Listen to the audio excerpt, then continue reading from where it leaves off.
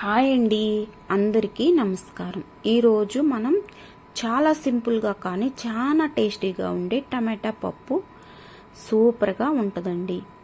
ఈ కూర ఏంటంటే చాలా తక్కువ టైంలోనే అవుతుంది, కానీ రుచి మాత్రం సూపర్గా ఉంటుంది. చూడండి ఎంత బాగా వచ్చిందో, కలర్ కూడా ఇలా వచ్చి. ఈ ప్రాసెస్ అన్నది ఎలాగో ఇప్పుడు చూపిస్తారండి. ఒక కప్పు కందిపప్పు తీసుకోవాలండి.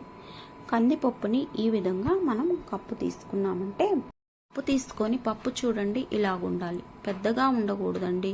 పప్పు చిన్న పప్పు తీసుకున్నామంటే రుచిగా ఉంటుంది, టేస్ట్ బాగుంటుంది, ఉడికిపోయింది మనకి. ఈ విధంగా ఉండే పప్పుని మనం ఎంచుకోవాలి. దీన్ని శుభ్రంగా కడిగేసి ఒక్క 20 నిమిషాలు పక్కన పెట్టామంటే నానిపోయింది. మూత పెట్టేసి పక్కన ఉంచేసేయాలండి. మూత పెట్టేసేసి మనము నాననిద్దాము. నానిపోతే మనకి త్వరగా ఉడికిపోయిద్దండి. అందుకని చెప్పేసి మనం ఒక 20 నిమిషాలు నాననిద్దామండి దీన్ని. ఇప్పుడు మనం ఏం చేద్దామంటే, ఒక గిన్నె తీసుకొని దాంట్లోకి కొంచెం చింతపండు తీసుకొని ఈ విధంగా శుభ్రంగా కడుక్కొని ఆ చింతపండుని వాటర్ పోసి నాననివ్వాలి.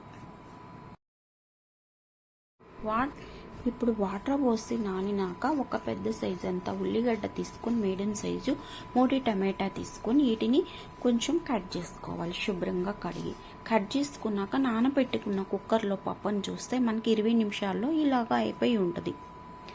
ఈ పప్పు అన్నది మనము తీసుకున్న తర్వాత 1/2 స్పూను పసుపు వేసుకోవాలి. పసుపు వేసుకున్న తర్వాత 1/2 స్పూను ఆయిల్ వేసుకోవాలి.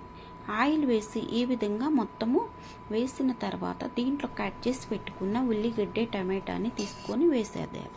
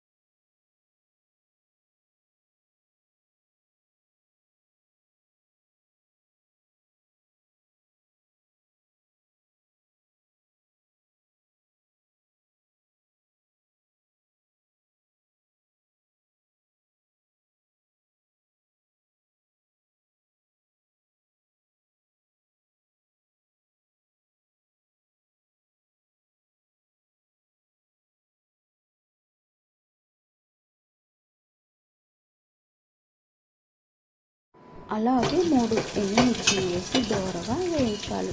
పోపు అన్నది బాగా వేగాలండి. చూడండి ఈ విధంగా మనకి వేగాలి.